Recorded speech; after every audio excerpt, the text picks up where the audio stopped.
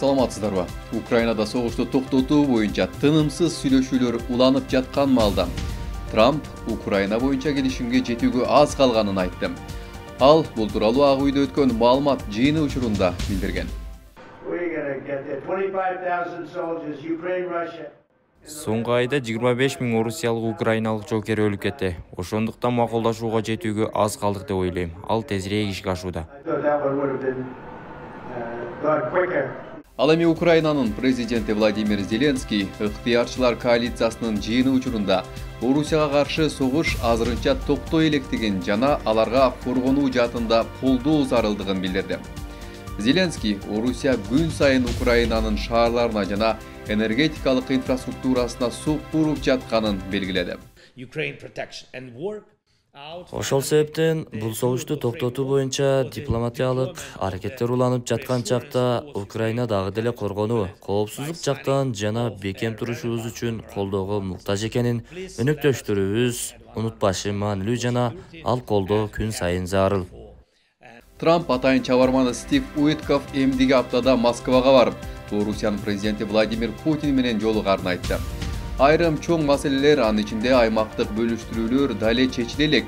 Кремль Орусия жаңы планды албаганын жана баштапкы план өзгөртүлсө аны кабыл албай коюшу мүмкүн экенин маалымдады.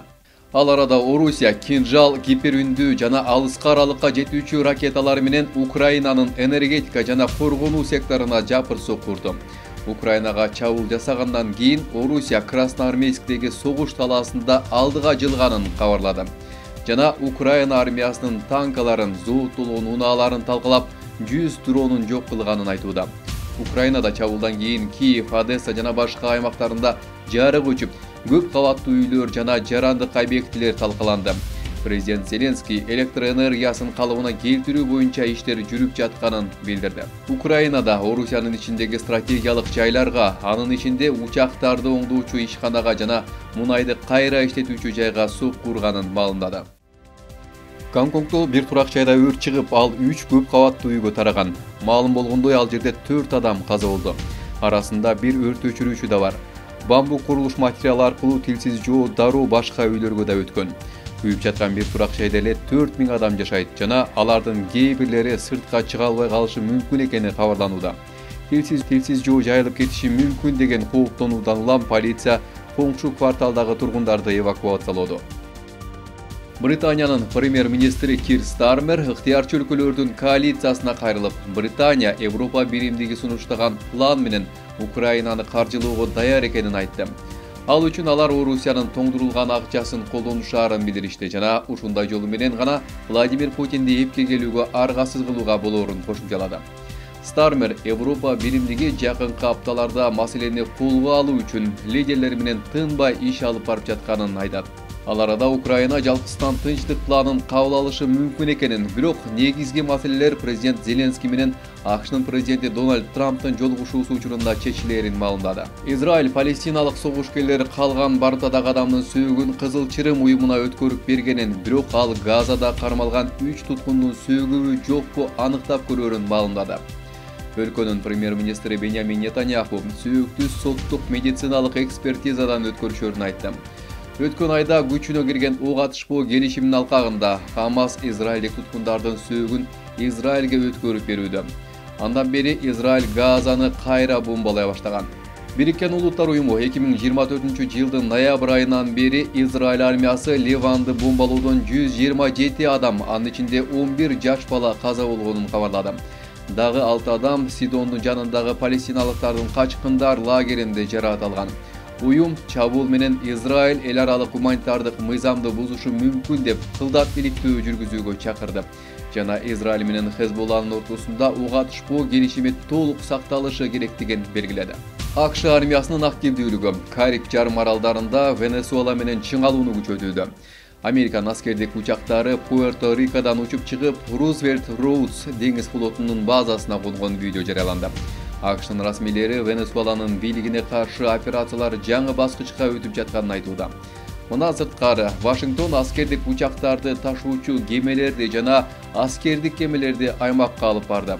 Сентябрдан бeri АКШ күчтөрү баңгизат ташууга шектүүделген кемелерге 20 жолу абадан сокку урган. Венесуэланын президенти Николас Мадуронун тарапташтары өлкөнүн желеги жана аймактык бүтүндүгүн коргоо үчүн баш кала Каракаста жүрүшкө чыгышты. Ага чейин Вашингтон Венесуэланын картель Сонс уюмун террористтик уюмдардын катарына киргизип, Мадуро жана башка аткаминерлерге санкция жарыялаган. Каракас ал кадамды күлкүлүү деп атап, АКШ Венесуэланын мунай жана газына ээлик кылууну көздөп жатканын кабарлады. Акыркы айларда Америка Венесуэланын жээгинде жүргөн кемелерди бомбалай баштаган. Бразилиянын жогорку соту мурунку президент Жаир Болсонаруну 2022 жылы төңкөрүш жасоого айыптап, 27 жылга эркиндигинен ажыратты. Сот чечим мындан ары даттанууга жатпай турганын айткан. Прокурорлор аларда бийликти басып алуу жана президентти өлтүрүү планында болгонун билдиришти. Болсонару Виториядагы федералдык полициянын баш кеңсесине камалары белгилүү болду. Анын адвокаттары сот чечиминин үстүнөн дали даттанууга болоорун айтышууда. Болсонару жертөлүүдө 12 чарчы метр жерде отурган малда анын тарапташтары абактын сыртына чогулушту.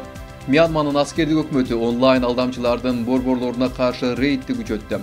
Анткени өлкөнүн чек арасында бир нече миллиард доллар уурдаган кылмыштуу тармактар өз ишин улантышууда. Коопсуздук күчтөрү көптөгөн имараттарга рейд жүргүзүп, жумушчуларды кармады жана кибер алдамчылыкка байланышы бар имараттарды сүрдүрдү. Бийлик эл аралык кысым болуп жатканынан улам аларга каршы чара көрүүгө туура келгенин айтат.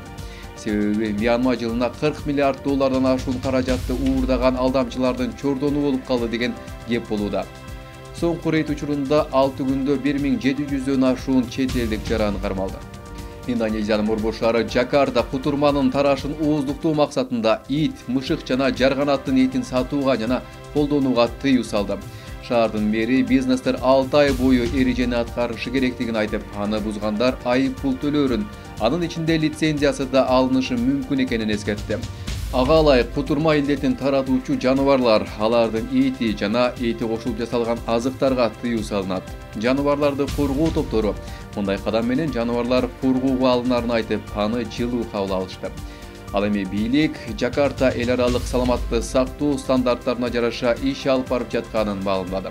Ушул жылдын 1-кварталында эле Индонезияда 25 адам кутурмадан көз жумду. АКШнын федералдык авиация администрациясы өткөн аптада Техаста Амазондун бир дрону интернет кабелди үзүп жиберген окуяны иликтеп жатат. Amazon дрону зымга илешип кийин кунууга туура келгенин, ал CNBC телеканалынын кабели болгонун ырастады. Видеодон Amazon'дун MK-30 дрону кардардын бакчасынан көтөрүлүп жатканда анын пропеллери кабелге илешип калып, кыймылдаткычы токтоп, коопсуз конгонун айтат. Amazon Техаста дары-дармектерди жеткирүүнү баштаган болчу.